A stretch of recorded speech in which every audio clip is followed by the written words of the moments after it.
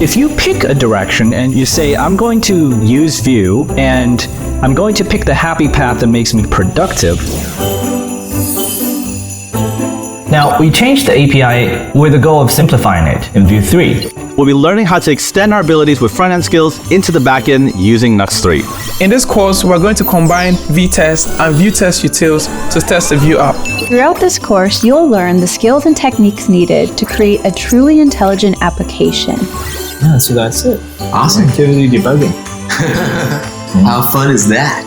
This is the most TypeScript-friendly syntax in the entire Vue.js framework.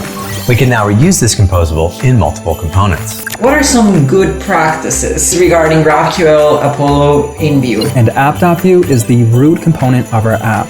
All other components are nested within this.